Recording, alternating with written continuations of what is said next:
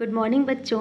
आज मैं आपको आपके पाठ्य पुस्तक क्षितिज के अंतर्गत काव्य पाठ का पहला पाठ सूरदास के पद पढ़ाने जा रही हूँ। आप लोग ध्यान से पढ़िएगा। पिछला वीडियो शायद क्लियर नहीं था, उसके लिए मैं सॉरी चाहती हूँ। कुछ तकनीकी समस्या थी जिसकी वजह से उसको मैं दोबारा रिपीट कर दूँगी। ठीक है बच्चों। सूरदास का जन्म जो है 1478 में माना जाता है। कुछ लोगों का कहना है कि इनका जन्म मथुरा के निकट रुणकता नामक गांव में हुआ था और कुछ लोगों का कहना है कि दिल्ली के निकट सीही नामक ग्राम में हुआ था। इनके गुरु का नाम श्री वल्लभाचार्य जी था। ये अष्टछाप के कवियों में श्रेष्ठ माने जाते हैं। गुरु जी की प्रेरणा से इन्होंने श्री कृष्ण से संबंधित पदों की रचना की है। इनकी मृत्यु 1583 में पारसौली में हो गया। इन्होंने 3 महत्वपूर्ण ग्रंथों की रचना की है, जिनमें पहला है सूरसागर, दूसरा है साहित्य लहरी और तीसरा है सूरसारावली। तो आपकी जो पाठ्य पुस्तक में जो पद दिए गए हैं वो सूरसागर से दिए गए हैं। सूरसागर में भ्रमर गीत है। भ्रमर गीत से ही आपके पाठ्य पुस्तक में संकलन किया गया है पदों का। यहाँ सूरसागर के भ्रमर गीत से 4 पद लिए गए हैं। कृष्ण के मथुरा चले जाने के बाद गोपियाँ उनकी विरह में व्याकुल रहती हैं, तो योग संदेश भेजते हैं वो उद्धव के माध्यम से। उसी का वर्णन यहाँ पर किया गया है। तो पहला है, उद्धव तुम हो अति बड़ भागी। यहाँ पर वक्रोक्ति अलंकार है। वक्रोक्ति अलंकार वहाँ होता है जहाँ पर जो कहा जाता है उसका ठीक उल्टा कथन निकलता है। तो यहाँ कहा तो उद्धव को बड़भागी है गोपियों ने, लेकिन उनके दुर्भाग्य की ओर संकेत कर रही हैं और कह रही हैं कि उद्धव तुम हो अति बड़भागी। हे उद्धव, आप तो बड़े भाग्यशाली हैं। अपरस रहत स्नेह तगाते नाहिन मन अनुरागी। यहाँ अपरस का अर्थ होता है अछूता, अनछुआ। परस का अर्थ हुआ है जो छुआ जा सके। स्नेह तगा यानी प्रेम रूपी धागा। तगा का अर्थ होता है धागा। नाहिन मन अनुरागी, अनुरागी मतलब प्रेम। तो क्या कह रही हैं कि हे उद्धव, आप तो बड़े भाग्यशाली हैं जो आप भगवान श्री कृष्ण के निकट रहकर भी उनके प्रेम रूपी धागे से नहीं बंध पाए और ना ही उनके प्रति आपके मन में प्रेम उत्पन्न हुआ। अब सीधा इसका उल्टा कथन निकलेगा कि आपका सबसे बड़ा दुर्भाग्य है कि आप भगवान श्री कृष्ण के निकट रहकर भी उनके प्रेम बंधन में नहीं बंधे, उनके प्रेम से अछूते रहे। अब गोपियाँ 2 उदाहरण के माध्यम से उनके प्रेम की तुलना बताती हैं। कहती हैं, पुरैन पात रहत जल भीतर तारस देह न दागी। ज्यों जल माह तेल की गागर बूंद न ताको लागी। हे उद्धव जी, आप भगवान श्री कृष्ण के प्रेम से उसी प्रकार अछूते रहे जैसे पुरैन पात कमल का पत्ता, रहत जल भीतर जल के भीतर रहता है, तारस देह न दागी, दागी यानी धब्बा, किंतु उस पर पानी का एक भी बूंद नहीं ठहरता है। जिस तरह से कमल का पत्ता जल के भीतर रहकर भी जल से अछूता रहता है, उस पर जल का प्रभाव नहीं पड़ता है। फिर दूसरा उदाहरण दे रही हैं, ज्यों जल माह तेल की गागर। जैसे तेल लगी हुई गागरी को, मटकी को जल में डालने पर बूंद न ताको लागी, उस पर पानी की बूंदों का कोई प्रभाव नहीं पड़ता है। उसी तरह हे उद्धव जी, आप भी भगवान श्री कृष्ण के निकट रहकर उनके प्रेम रूपी बंधन से अछूते रहे, मुक्त रहे। अब फिर क्या कहती हैं गोपियाँ, प्रीत नदी में पाँव न बोरियो।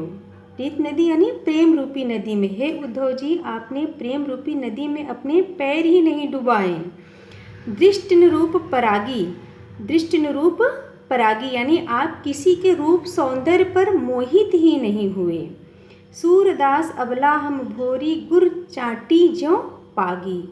अब सूरदास जी के माध्यम से गोपियाँ कह रही हैं कि वो तो हम ही भोली भाली अबलाएँ हैं जो भगवान श्री कृष्ण के प्रेम में उसी प्रकार उलझ कर रह गईं जैसे गुड़ से आसक्त होकर उसकी मिठास के से खींचकर चींटियाँ उससे लिपट जाती हैं और उससे अलग नहीं होना चाहती हैं। एक बार आप लोग ध्यान से पूरा फिर से देख लीजिए।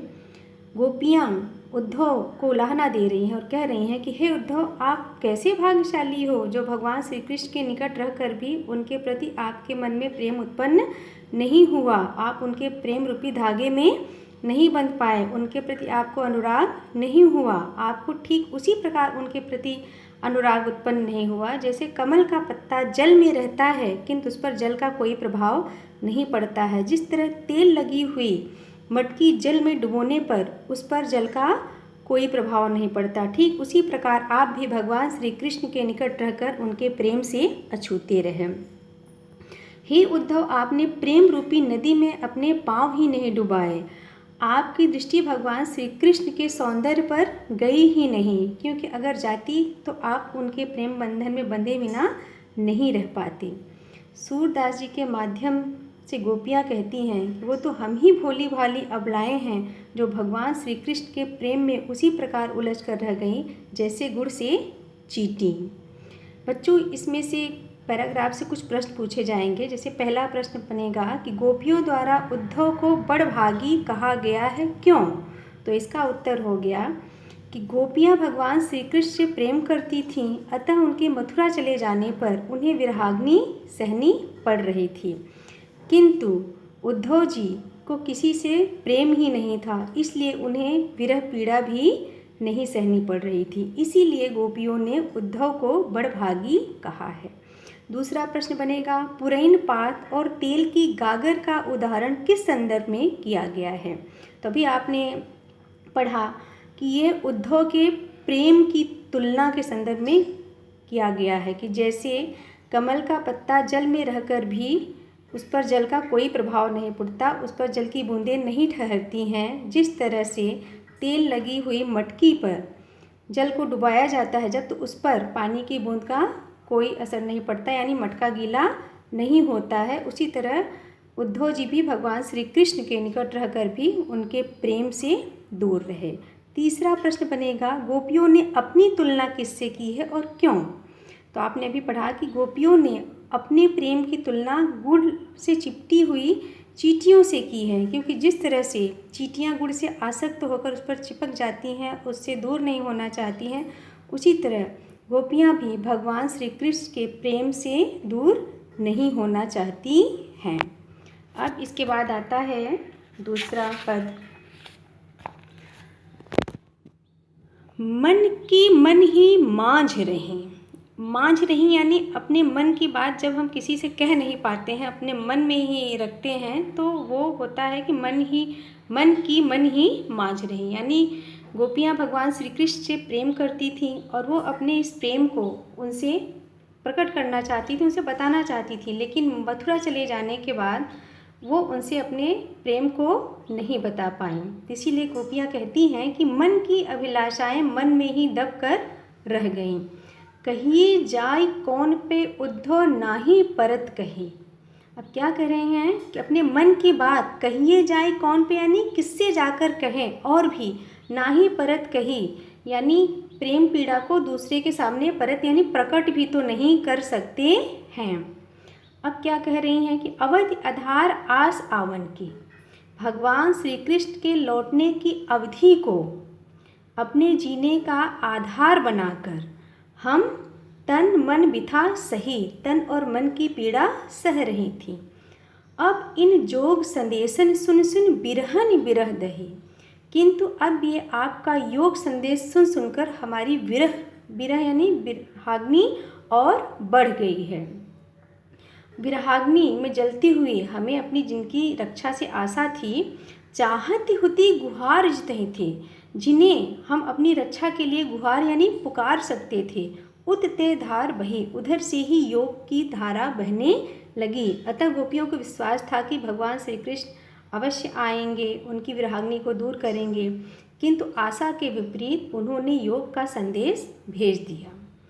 अब सूरदास जी के माध्यम से गोपियाँ कहती हैं कि सूरदास अब धीर धरे क्यों। सूरदास के माध्यम से गोपियाँ कहती हैं कि हे उद्धव, हम किस प्रकार धैर्य धारण करें, मर ज़्यादा न लही, क्योंकि भगवान श्री कृष्ण ने अपनी मर्यादा का पालन नहीं किया। यहाँ उन्होंने ऐसा इसलिए कहा क्योंकि गोपियाँ श्री कृष्ण से प्रेम करती थीं और वो चाहती थीं कि भगवान श्री कृष्ण की तरफ से भी प्रेम का निर्वाह वैसा ही हो, किंतु उन्होंने प्रेम का निर्वाह नहीं किया और योग रूपी संदेश भेज दिया। एक बार इसको फिर से देख लीजिए। गोपियाँ उद्धव से कहती हैं कि मन की अभिलाषाएं मन में ही दबकर रह गईं। हम अपने पीड़ा को किससे जाकर कहें और कैसे, क्योंकि प्रेम पीड़ा को किसी के सामने प्रकट भी नहीं कर सकते हैं। भगवान श्री कृष्ण के लौटने की अवधि को जीने का आधार बनाकर हम तन और मन की पीड़ा सह रही थी, किंतु अब ये योग का संदेश सुन सुनकर हमारी विरह पीड़ा और बढ़ गई है। विरह पीड़ा में जलती हुई हमें जिनसे अपनी रक्षा की आशा थी, जिन्हें हम पुकार सकते थे, उधर से ही योग का धारा बहने लगा। अतः गोपियों को विश्वास था कि भगवान श्री कृष्ण लौटकर एक न एक दिन अवश्य आएंगे, किंतु आशा के विपरीत उन्होंने योग का संदेश भेजकर गोपियों की विरहाग्नि को और बढ़ा दिया। तो सूरदास जी के माध्यम से गोपियाँ कहती हैं कि अब हम कैसे धैर्य धारण करें, क्योंकि भगवान श्री कृष्ण ने ही अपनी मर्यादा का पालन नहीं किया, क्योंकि उन्होंने प्रेम के बदले योग का संदेश भेज दिया। अब इसके क्वेश्चन आंसर हम आपको अगले वीडियोज़ में बताएंगे। तब तक के लिए धन्यवाद।